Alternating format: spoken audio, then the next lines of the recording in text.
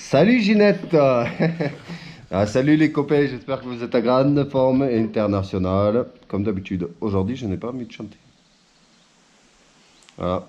Comme vous êtes radins sur les pouces bleus et tout ça, je chanterai plus jusqu'à ce que vous faites des efforts. Voilà. Ah, je déconne. Je suis là parce qu'il y a du vent. Mais vous voyez bien, mon carport est vide. Parce que là, ça y est, on part sur une prise de risque maximale. C'est-à-dire que moi-même, et surtout les gens autour de moi, qui ont vu le temps que j'ai passé sur ce van, m'ont dit, amène-le au contrôle technique, au moins pour savoir. Voilà, même si tu as une contre-visite et tout ça, amène-le au moins pour savoir, parce que là, tu commences à y passer des heures et des heures et des heures et des heures et des thunes et des thunes et des thunes et voilà. Et c'est vrai, non, pas beaucoup de thunes, hein, parce qu'en vrai, c'est juste du temps passé, là. Pour l'instant, on n'a pas mis vraiment d'argent dedans. Hein. Ça y est, il y a la mascotte. Vous la voyez? Oh, même pas elle vient vous dire bonjour. Elle est juste passée, faire miaou, et elle s'est barrée. Oh, elle vous snob. Et voilà, donc c'est vrai, je pense que on va essayer de le préparer un petit peu pour le passer au contrôle technique. Donc j'ai commandé des plaques provisoires, parce que comme vous savez, au Danemark, quand tu n'as pas payé le contrôle, enfin, quand tu n'as pas payé ton assurance, la taxe de poids, ou que la voiture n'est plus passée au contrôle, tu rends les plaques d'immatriculation, tu ne les gardes pas sur la voiture. À partir du moment que tu récupères les plaques, ça veut dire que tu es assuré, machin truc, tu vois. Les plaques ici, c'est un peu comme une carte grise en fait, tu ne te balades pas avec la carte grise. Mais les plaques d'immatriculation, c'est l'équivalent d'une carte grise, bref. Donc je suis obligé de louer des plaques provisoires pour pouvoir rouler avec jusqu'au contrôle technique. Donc j'en ai loué pour demain, le 20 septembre. Et j'ai pris rendez-vous demain, le 20 septembre. Alors que c'est le jour de mon anniversaire. Donc franchement, quand j'allais prendre le rendez-vous, je me demandais si c'était vraiment une bonne idée, tu vois. Parce qu'imagine, j'y vais le jour de mon anniversaire et il me sort une liste comme ça. Il me dit, ouais, machin, laisse tomber, fous-le à la casse, tu vois. Là, je pense que mon anniversaire... on fait une croix dessus, tu vois, je vais au lit, et voilà. Donc je me demandais vraiment si c'était une bonne idée ou pas. Donc il faut qu'on essaye de le préparer un minimum. On va le présenter tel qu'il est, mais on va quand même contrôler les feux, les phares, les clignotants, la batterie. On a le problème, c'est que la batterie, elle est morte. Donc il faut... en vrai, il faudrait acheter une batterie. Mais je n'en ai pas très envie. Donc ce que je vais faire, ça ne me plaît pas des masses, c'est que je vais piquer la batterie, je pense, du 530i, parce que c'est la plus grosse que j'ai. Parce qu'en vrai, dedans, il y a une batterie de 100 ampères. Donc voilà, avec les cours actuels et tout, on parle d'une batterie à 120, 150 euros, tu vois. Donc je vais pas acheter ça juste pour le fun pour l'instant. Même si c'est emmerdant, parce qu'à chaque fois que je dois le déplacer ou quoi, on reste dans mon carport parce qu'il est au taquet de vent. Mais si tu veux, on peut aller le voir. Voilà. Et, par contre, il ne faudra pas pleurer parce que ça fait... Voilà. Donc on a mon 530 ici. Que hier j'ai fait de la mécanique dessus parce qu'en fait depuis qu'on est revenu des vacances, j'avais 2-3 trucs qui étaient fatigués. Je me suis dit je vais filmer, j'ai pas filmé finalement, il est là. J'ai failli le mettre en vente, mais j'ai réparé ce qu'il y avait réparé là. J'ai été faire un tour avec et je me suis dit je peux pas le vendre. Voilà. Donc j'ai sorti le van qui est ici. Franchement le coup du blanc à l'arrache autour ici, et bien ça fait son effet. Donc je crois que je vais, tu vois, en attendant de pouvoir lui faire une peinture complète, je pense que je vais faire des chipotages comme ça, tu vois, par-ci par-là. Tu sais, un petit coup de blanc parce que franchement j'ai passé du blanc mat, tu sais, en mode... Et bien ça sort relativement bien. Donc tu vois, il y a plein de trucs à réparer, regarde ça là. Ça tient avec la vis ici, là c'est pareil, c'est pas normal, tu vois. C'est que, à mon avis, si on démonte ça, c'est comme le marouiller en dessous, faut souder une plaque, tu vois. Bon. Ce côté là, je sais vraiment pas comment je vais faire. Je sais pas si vous vous rendez compte à quel point c'est bosselé. Je sais pas si on le voit à la caméra, mais c'est complètement défoncé tout le long. Et moi je le veux pas comme ça, hein. Moi je le veux propre, tu vois. Donc il est là. Putain, il fait un petit peu froid en plus. Hein. C'est pas croyable. Hein. C'est vraiment l'été, il est fini. Donc tu vois, les plaques provisoires, c'est genre comme ça là. J'en avais déjà pris pour le ramener. Et là, j'en ai pris pour 2 jours. Pour demain, le 20 et le 21. Voilà. Donc il faut que je pique la batterie. Regarde, je vais te montrer. Il faut que je pique la batterie, mais ça m'emmerde d'enlever. Parce qu'en fait, mon 530i, ouais, je peux lui prendre la batterie, tu vois. Mais j'ai pas envie de toucher à cette voiture. Tu vois ce que je veux dire ou pas? J'ai pas envie de commencer, tu sais, en fait, ça me saoule de démonter les voitures qui fonctionnent. Tu vois la batterie ici, là? Elle est énormissime. C'est une... Combien d'ampères qu'ils ont mis dedans? Parce que normalement, c'est 100 ampères. Hein. J'ai vu qu'il faut 80. Une 80 ampères, ils ont mis dedans. Et voilà, ben, dans la BM, elle est flambant neuve, je crois. Et il me semble même que dans mon 525, il me semble que elle est neuve aussi, mais je crois qu'elle est petite, tu vois. Je crois que on peut le regarder de suite parce que c'est une vidéo à l'arrache. De toute façon, c'est histoire de vous préparer un petit peu au contrôle technique. Ah, c'est emmerdant, putain. En vrai, il faudrait que j'achète une batterie, tu vois, mais moi aussi j'ai des problèmes et à ce moment là les thunes, tu vois, je peux pas acheter une batterie là tout de suite. Hein. En fait, c'est la vraie vérité. Tu l'as vu où c'est écrit, toi? Où c'est que c'est marqué là? Normalement, il y a tout écrit ici là. Pourquoi il y a rien marqué? En fait, ils te font semblant de te vendre une grosse batterie. 60 ampères.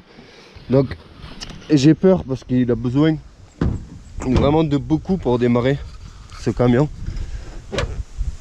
Donc j'ai peur que par exemple si je lui glisse la 60 ampères, je suis pas sûr que ça suffise, tu vois. Là déjà il y en a qu'une. Putain, ce van de merde con. Il y en a une de 80 ampères alors qu'il en faudrait une de 100. Et du coup si je mets une 60, j'ai peur que tu vois avec le préchauffage et tout, ça fasse pas l'affaire. Mais peut-être ça vaut le coup de tenter parce qu'autant piquer la batterie sur le 525 ça me dérange pas parce qu'il n'y a rien qui peut se dérégler, la radio, tout ça. Voilà, ça craint pas. La 530 ça m'emmerde, tu vois, parce qu'après tu sais il y a tout qui se remet à zéro, l'heure, la radio et tout. Enfin, ça me gonfle, tu vois, de tripoter. Donc il faut mettre en place une batterie, contrôler tout, clignotant, machin truc. Faut que je le fasse maintenant parce qu'en fait en allant chercher les plaques, si je dois acheter des ampoules et tout, ouais. Donc potentiellement là si je branche mon booster dessus, ça devrait suffire pour que je contrôle clignotant, phare, feu, essuie-glace, toutes ces conneries là, tu sais que c'est con d'arriver là-bas et d'avoir pas de clignotant, des trucs comme ça. Non, ça c'est vraiment, pour moi ça c'est chercher la merde, tu sais, parce que tu aurais pu le vérifier à la maison. Ce qui est chiant c'est qu'il faut être à 2, tu vois, pour pouvoir appuyer sur le frein et tout. Ah ben voilà. Miaou, miaou. Oh, qu'est-ce que tu es allé faire? D'ailleurs, elle a des petits bébés chats en ce moment, ils sont magiques. Enfin, ils sont dedans, hein, dans la maison. Mais bon, ça c'était hors sujet. Je sais pas en fait si dans cette vidéo, je vous montre un peu les travaux aussi. Je vous raconte le pourquoi du comment parce que je vois qu'il y en a plein qui comprennent pas pourquoi j'ai acheté cette poubelle et pourquoi j'insiste avec cette poubelle. Donc je pense que si c'est pas trop long, toute la merde que je viens de raconter, je vais vous faire l'explication juste après pendant qu'on s'occupe et qu'on se prépare pour emmener au contrôle technique ce camion. Bon, comme d'habitude chez Gotha 11, c'est une catastrophe. Donc ce que je vais faire, c'est que je vous ai foutu sur ma tête et je vais essayer de vous raconter un petit peu pendant que je fais les choses. Et je sais pas du tout si vous voyez quelque chose ou pas, parce que je sais pas dans quel angle il faut régler cette caméra, tu vois. En plus il y a la mousse dessus et tout. Voilà, donc bref. Moi je vais pas te raconter ma vie, parce que sinon ça va être trop long. Mais en gros, je suis arrivé 5 minutes avant la fermeture au contrôle technique. Il est 17h30, tu vois. Et je commence à peine à regarder parce qu'il n'y a rien qui s'est passé comme prévu, mais rien de rien. Donc j'avais pris mes 2 vieilles batteries, donc c'est-à-dire celle du van là, du Boxer. J'avais pris la vieille batterie et la vieille batterie aussi de la oh putain, c'est vrai que je l'avais bien fixée et tout, elle putain me fait chier quoi. J'espère que je peux la faire glisser. Parce que j'avais fait ça presque bien, tu vois. Donc, bref, j'avais pris les 2 batteries, je les ai mis dans le coffre. Parce que comme ça, je me suis dit, ce que je vais faire, c'est que je vais aller les poser chez le ferrailleur, tu vois, pour les recycler. Parce que ça vaut un certain prix. Maintenant, les batteries, surtout que celles qui étaient dans le camion, elle est grosse, elle pèse lourd. Je me suis dit, si ça pouvait au moins, tu vois, me payer un quart. Putain, où c'est que j'ai les clés, bordel là. Si ça pouvait me payer ne serait-ce que... Oh, on va faire à l'ancienne avec une clé à molette. C'est ça que je voulais. Si ça pouvait me payer juste un quart, tu sais, de la batterie, pour elle, là, pour une batterie neuve, ça aurait été déjà ça de prix, tu vois. Ça fait comme une réduction. Sauf que comme je suis arrivé à 16h moins 5 au contrôle, et que le ferrailleur à côté il fermait à 16h, mais j'ai 2 batteries dans le coffre et voilà, j'ai pas de nouvelles batteries. Donc je suis allé voir quand même, après le contrôle, pour acheter une batterie. Et la moins chère que j'ai trouvée, elle était au tarif de 135 € en gros, 130 € tu vois, pour une 100 ampères. Après il y avait une 80 ampères qui est... Non mais c'est une blague ou quoi, putain. Il y avait une 80 ampères qui était à un peu plus de 100 €. Donc 100 € en gros pour la 80 ampères et 130 pour la 100 ampères. Donc je me suis dit je peux peut-être me contenter, tu vois, d'une 80 ampères. Voilà. On n'est pas des fifous non plus. Ah, j'avais bien fait. J'avais quand même utilisé les filetages existants. Par contre, si j'avais eu l'idée de prendre une vraie clé, ça aurait été plus rapide. Je ne sais pas si tu vois ce que je suis en train de faire. En plus, elle est noire parce que pour une raison ou une autre, celle-là, elle décharge la batterie quand je m'en sers pas. Bon, elle est neuve, elle. Et c'est une 60 ampères, donc j'ai peur. J'espère que ça va suffire. Donc, bref, je suis allé voir pour les batteries, je voulais l'acheter. Et bon, comme j'étais avec la madame a essayé de me raisonner.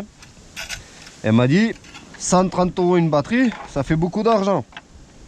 Surtout ce mois-ci. Voilà. Ouais, moi aussi j'ai des problèmes comme vous. Hein. C'est pas parce que je fais YouTube que ça y est. Après tu vas me dire, ouais, t'as qu'à vendre ta moto. Non, ça n'a rien à voir, tu vois. Ça c'est genre, tu sais, de l'argent du livret A, tu vois. Ça fait pas partie, tu sais, de l'argent budget mensuel. Dépenses, achats, bouffe. Alors bref, je voulais prendre la batterie et elle m'a dit du coup non.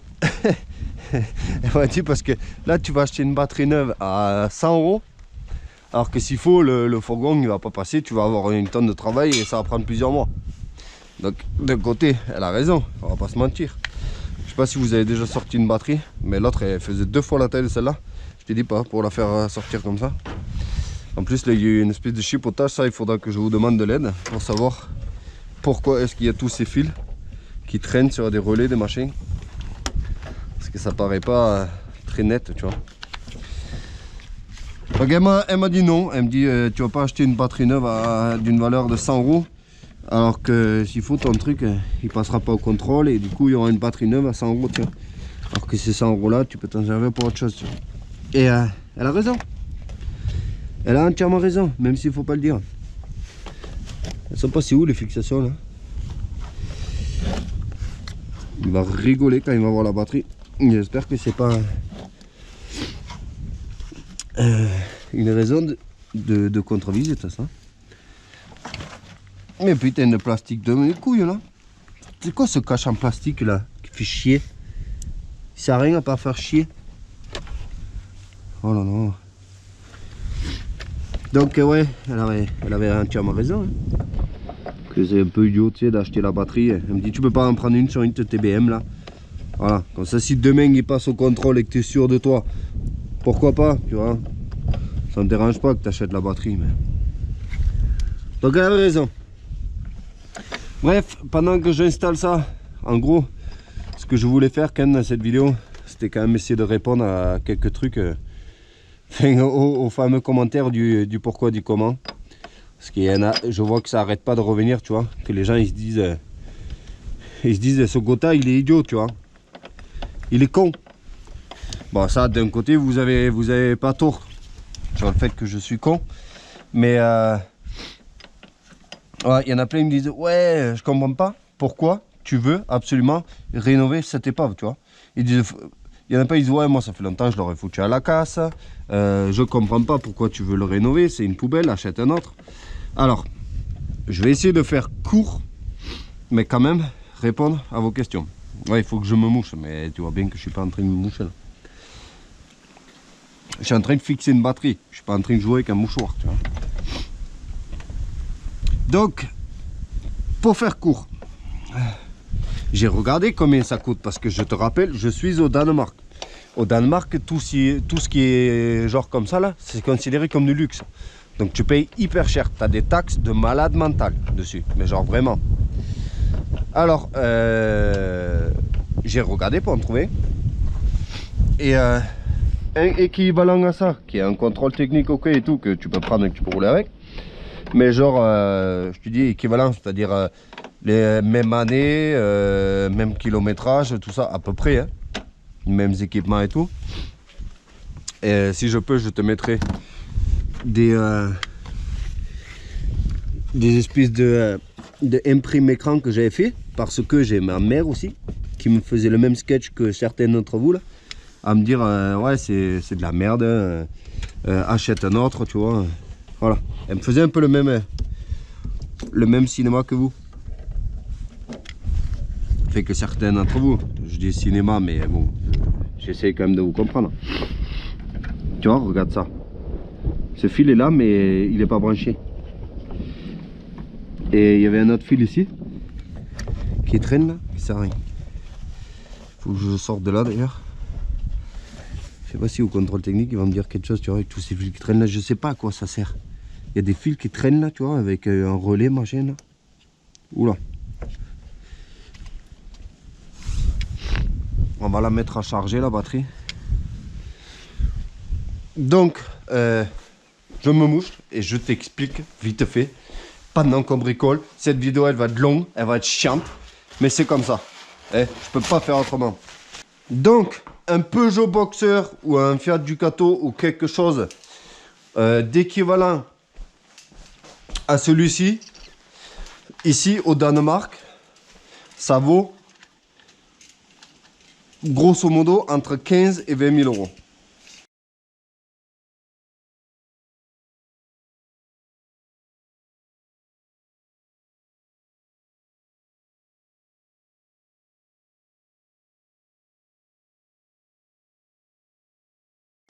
Tu vas me dire, ouais, c'est ridicule, c'est trop cher, machin truc. C'est la vie, c'est comme ça. Tu as des taxes que tu n'as pas en France.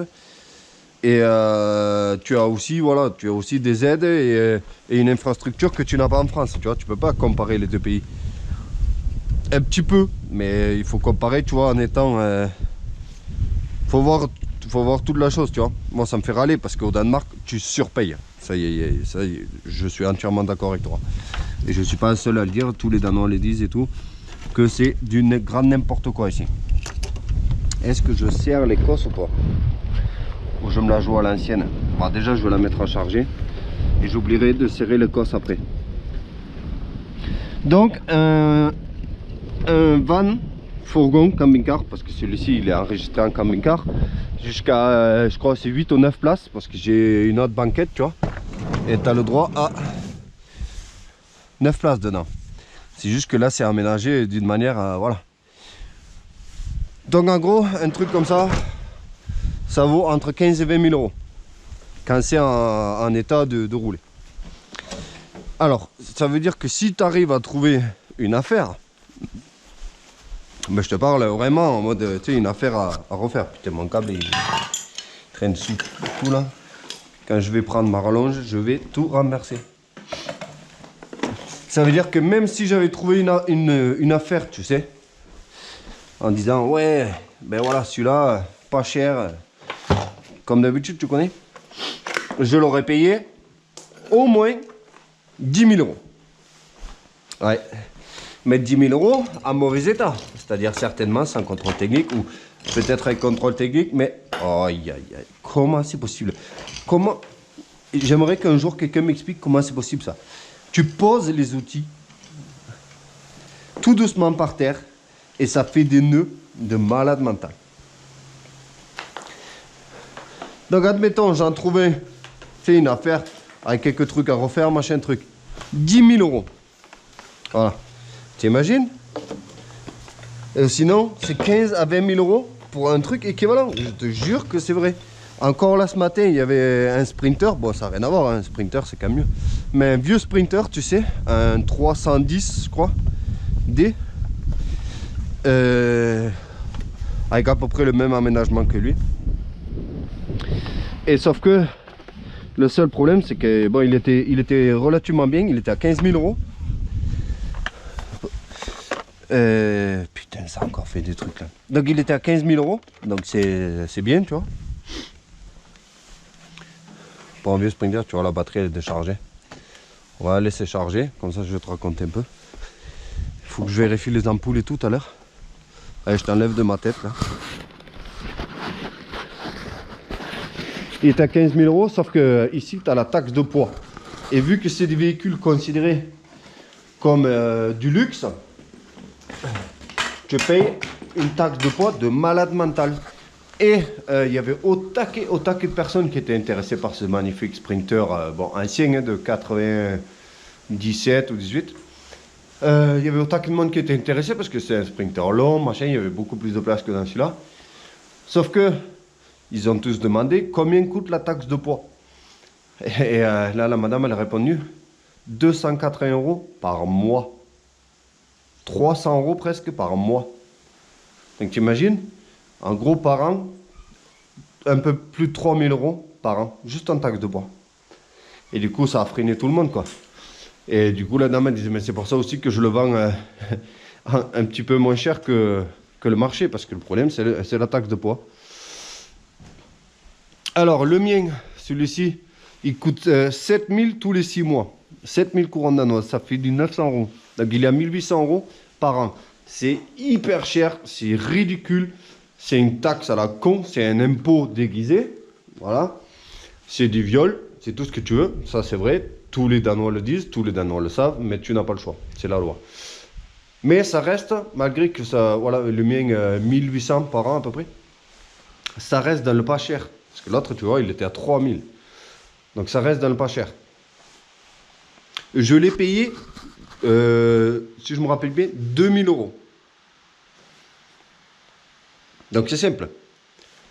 Comme je te disais, on a trouvé en mauvais état, mais avec un contrôle et tout, mais avec certainement plein de rouille cachée et tout. Une affaire, ça serait 10 000 euros. J'en ai pas vu, hein. Mais vraiment, si tu vois, une affaire à la Gotha, on cherche et tout, on trouve un qui est en mauvais état, ça sera 10 000 euros. Sinon, un équivalent, ouais, 13-15 000 euros minimum. Donc imagine, moi je l'ai payé 2 000 euros. Ça veut dire que même si j'aurais voulu, en l'état, quand je l'ai acheté, j'aurais pu le revendre 6 000 euros. Voilà, c'est le marché, hein, c'est comme ça, c'est pas moi qui invente. Hein. Donc, en gros, ce que je veux te dire, c'est que j'ai au moins 8 000 euros de battement. Si tu vois, comment je peux t'expliquer? Je l'ai payé 2 000, et comme je te dis, même si on trouve le même en mode poubelle, mais roulant, avec certainement plein de rouille cachée et tout, ça serait 10 000 euros. J'en ai pas vu à ce prix-là. Je te mettrai des imprimes écran si j'ai le temps, sur le montage. Donc ça veut dire que je l'ai payé 20% du prix du marché. Donc oui, il y a beaucoup de rouille dessus. Il y a beaucoup de travail. Mais ça en vaut la peine. Parce que, déjà, si je devais en acheter un 15 000 euros, je ne l'aurais pas fait.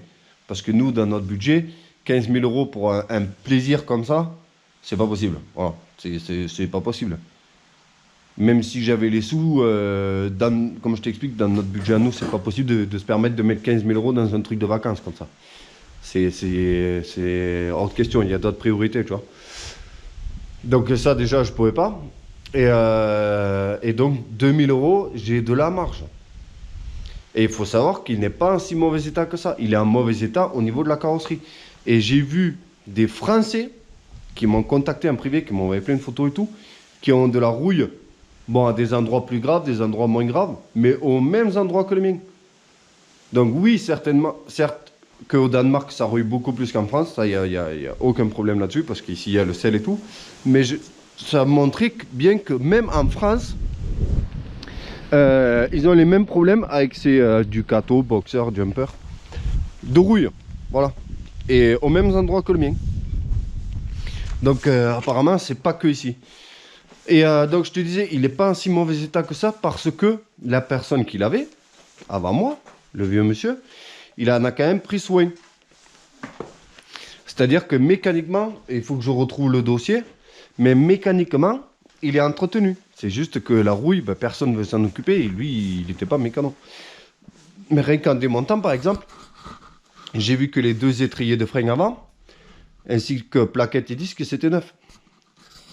Et si je me rappelle bien, dans le document, enfin, là, il m'a donné une espèce de dossier avec.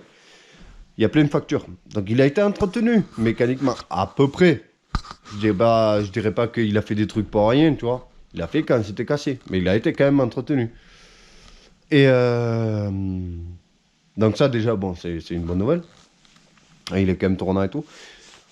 Bref, ça va être hyper méga long. Deuxième truc qui revient souvent aussi, c'est qu'il y en a plein qui me disent pourquoi tu transformes pas ton transit, tu vois, au lieu de t'embêter avec ça. Et j'essaie de répondre aux commentaires, mais je pense que tout le monde ne le voit pas, ou ne prennent pas la peine de lire. J'ai deux enfants, donc c'est-à-dire, il y a moi, ma femme, et on a deux enfants. Donc ça fait 4 personnes. Un fourgon, c'est 3 personnes. Voilà. C'est 3 personnes, il n'y a pas de solution miracle, c'est 3 personnes. Autrement, il faut que ce soit un bus, un camping-car ou un véhicule perso. Et je ne sais pas comment on appelle ça en français, mais voilà. Ici au Danemark, il faut qu'il soit immatriculé en plaque blanche, c'est-à-dire véhicule privé. C'est que tu as acheté full taxe en tant que privé. Pas, bref, voilà. Donc ça veut dire que ce soit mon transit ou un autre fourgon, c'est pas possible. Il manque une place. On est 4. Donc il me faut obligatoirement un bus. Un bus, quand je dis bus, c'est un bus 9 personnes hein, pour permis B simple. Donc il me faut obligatoirement un fourgon enregistré en tant que bus ou un camping-car. Voilà. Après, une solution que j'avais regardée aussi, c'est d'acheter les trucs, je sais pas comment on appelle ça en français, mais les fourgons tu sais, qui sont pour transport de travailleurs, là. Que souvent, tu sais, genre derrière la cabine, tu as une rangée de sièges aussi. Que les fourgons, ils sont en mode 6 personnes, tu sais. Tu sais qu'il y a une espèce de double cabine devant. Mais sauf que, déjà, il y en a quasiment jamais de ça. C'est hyper rare. Des fourgons en mode 6 places, comme ça. Et quand il y en a, c'est des trucs qui ont été achetés professionnels. Donc, c'est-à-dire sans TVA. Donc si tu veux l'utiliser dans le privé, il faut payer la TVA, du moins au Danemark. Donc ça vaut pas du tout le coup. Donc ça déjà, c'est une solution qui est impossible. Voilà, parce que comme je te dis, on est 4. Donc il n'y a pas de solution miracle. Et en plus au Danemark, tu n'as pas le droit. Il y en a qui le font. Mais genre mon fourgon, tu n'as pas le droit de l'aménager et de vivre dedans. Parce que c'est enregistré utilitaire. Même si tu utilises pour le privé, c'est enregistré utilitaire. C'est pas un camping-car. Et je crois qu'en France, c'est pareil. Hein, qu'il te faut le VASP ou je sais pas quoi. Hein, mais la plupart, ils font semblant. Tu peux le faire un petit peu ici aussi. Mais par contre, si tu fais arrêter, tu ramasses, mais grave. Parce que c'est des taxes et tout à payer. Donc ça, c'est possible. En plus de ça, mon Ford Transit, il est pourri. Hein. Il est aussi rouillé, voire plus rouillé que le Boxer. Hein. C'est pour ça que je l'avais eu pour pas cher. Hein. Parce qu'il est vraiment... Il est rouillé de partout. Et je me vois mal le refaire pour le repasser au contrôle technique. Hein. Donc je pense que le Transit... de toute façon, je vais pas garder les deux. Une fois que le camping-car est fini, le Transit, il s'en va. Je peux pas garder tous ces véhicules. Donc cette vidéo, elle a sûrement duré 1h30. J'espère que tu as kiffé l'entracte au milieu, que ça a pu te reposer un peu et te donner la motivation pour regarder la suite. Mais il fallait absolument que je réponde à ces questions parce que ça revient dans chaque vidéo. Pourquoi tu veux restaurer une poubelle comme ça? Fous-le à la casse, achète un autre, transforme ton transit. Eh bien, ces 4 trucs-là ne sont pas possibles et ne sont pas logiques. Donc, même si je voulais pas le garder, admettons, je veux pas le garder, je l'ai acheté 2000 euros. Je sais pas combien de frais je dois en mettre pour le faire passer au contrôle parce qu'il va certainement découvrir des trucs, des biellettes, des amortisseurs, des freins, je sais pas moi. Admettons, il me revient même à 4000 euros et j'aurais passé 2 mois dessus. Une fois qu'il a un contrôle valable, et qu'il est roulant, faut pas oublier, il est aménagé d'origine comme ça. Avec la tente, c'est en mode 4 personnes pour dormir, machin. C'est pas du fabriqué maison. Hein. Il a été créé comme ça, le fourgon. Enfin, c'est un camping-car, quoi. Je peux le revendre au moins, mais au moins, le minimum, c'est 10 000 euros. Voilà. Et si je le refais vraiment propre, on parle 15 000 euros. 15 à 20 000 euros. Donc ça vaut le coup de le faire. Et c'est pour ça que j'ai fait des imprimes écran, j'ai pas cherché non plus, mais quand j'ai vu des annonces passer avec des véhicules à peu près équivalents, j'ai essayé de prendre le truc parce que même ma mère, elle venait, elle me voyait galérer par terre, tu sais, comme vous avez vu en vidéo en train de souder, machin. J'ai les bras brûlés, vous imaginez même pas, j'ai des trous comme ça dans les bras et tout, parce que ça me tombe dessus forcément. Elle me disait, je comprends pas, vends-le, vends 2-3 trucs et achète-en un en bon état. J'ai dit, mais maman, c'est pas juste, je l'ai acheté 2000 euros et genre à 6000 euros, il y en avait des biens. J'ai dit, c'est pas juste genre, ouais, ben je vends ma BM et ça là et j'en achète un meilleur. Non, c'est impossible. J'ai dit, ça vaut minimum 10 000 euros. Et c'est vraiment, j'en ai pas vu à ce prix-là. Donc j'ai dit, c'est pas possible. C'est pas possible. Donc, ça vaut le coup de s'emmerder. Vraiment. Et je suis sûr et certain que même ceux que je vois à 13, 15, 20 000 euros, si on allait les voir, ils sont peut-être pas aussi pourris, mais ils sont pourris. J'en suis sûr parce que personne ne veut s'occuper de la rouille. Les seuls qui s'occupent de la rouille, c'est des gens comme moi qui le font pour eux. Mais tu vas avoir un carrossier ou quoi, t'en as qui vont te refaire la rouille si tu payes. Mais j'en ai parlé avec le contrôleur technique la dernière fois. C'est pas, il répare pas la rouille, il rafistole la rouille. Bon, je dis pas que j'ai fait forcément de la rénovation, je l'ai dit. J'ai essayé de faire du mieux possible. Mais eux, c'est encore pire. Hein. Ils traitent pas en dessous ni rien. En fait, ils mettent juste des patchs. Eux, ils se contentent en fait de faire en sorte à ce que ça repasse au contrôle une fois. Voilà. C'est pas, ils réparent pas pour dans la durée. Ils réparent pour là tout de suite et c'est tout. C'est en mode une plaque en tôle et du mastic, tu sais, pour cacher. Ils ne prennent même pas la peine, tu sais, de mettre de l'anti-rouille ou quoi. Non, rien du tout. C'est vraiment en mode, bon ben, il faut cacher le trou et voilà. Donc, je suis sûr, si on va voir les autres, c'est exactement la même chose. Tu te penches en dessous, tu regardes les passages de roue et tout, tu tapes un peu, c'est pourri. Voilà. C'est juste que ça suffit pour passer au contrôle, mais voilà. Donc j'ai vraiment peur, je vais essayer de couper les vidéos. Là c'est beaucoup de blabla, je déteste faire ça, mais je suis obligé parce que je vais pas répondre à chaque fois dans aux mêmes commentaires. Là au moins j'ai expliqué, j'espère que tout le monde comprend maintenant pourquoi j'insiste autant. C'est aussi pour ma famille, mes enfants. Parce que moi, je veux absolument, mes enfants, je veux leur donner le max, tu vois, de ce qui est en mes capacités. C'est-à-dire, ils veulent faire de la moto, je vais essayer de leur acheter une moto. Ils veulent faire du foot, j'essaie de faire en sorte à ce qu'ils puissent aller au foot, avoir les chaussures qu'il faut et tout, qu'il n'y a pas de problème. Parce que moi, en étant gosse, je ne vais pas dire que mes parents, ils étaient mauvais, tu vois, mais moi, j'avais rien. Rien de rien, tu vois. Alors qu'eux, ils avaient. Mais genre, je voulais une moto de cross, mais non. Et moi, j'étais tout le temps sur le bord de la piste en train de bader mes copains, tu vois. Et du coup, moi, je veux pas que mes enfants ils soient bridés à cause de ça. Et c'est pareil, du coup, pour voyager, tout ça, je veux leur, je veux que pendant leurs vacances, tu vois, ce ne soit pas les vacances au salon, tu sais, à jouer à la console et à attendre de reprendre l'école. Je veux que pendant les vacances, ils aillent voir des choses, des trucs comme ça. Je veux leur donner le maximum, tout simplement. Voilà. j'essaie de pas reproduire ce que j'ai pas, je sais pas comment t'expliquer ça parce que je vais pas dire subir, tu vois. Mais toute cette déception que moi j'ai pu avoir, je veux pas qu'il ait, tu vois. À chaque fois que je me rappelle, tu vois, que je me dis putain, si c'était moi à l'époque, tu vois, eh ben j'essaie de faire en sorte ce que mes enfants, ils aient pas ce problème-là, tu vois. Qu'ils aient pas à demander à leurs cousins, tu sais, de leur prêter une paire de chaussures de foot d'occasion qui sont trop grandes, tu vois, parce que papa et maman, ils veulent pas acheter une paire de chaussures neuves, tu vois. Moi, je m'en fous. Tant pis, je vais pas au cross pendant 2 semaines, mais je vais au magasin, je lui prends la paire de chaussures qu'il faut, à sa taille, et voilà. Tu vois, moi, je me sacrifie pour mes enfants. Et c'est pour ça que aussi je fais ça. Voilà. C'est pour leur donner un maximum de chance. Merci à tous d'avoir subi cette... Je suis vraiment désolé.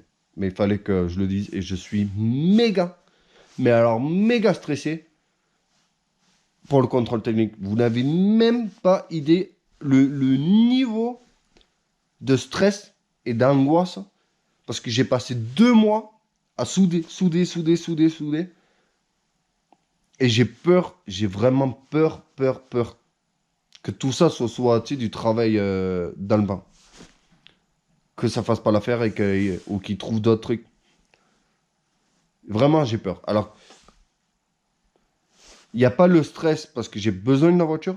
Parce que c'est pas une vieille voiture, donc on a besoin. C'est un plaisir optionnel, tu vois, c'est une option.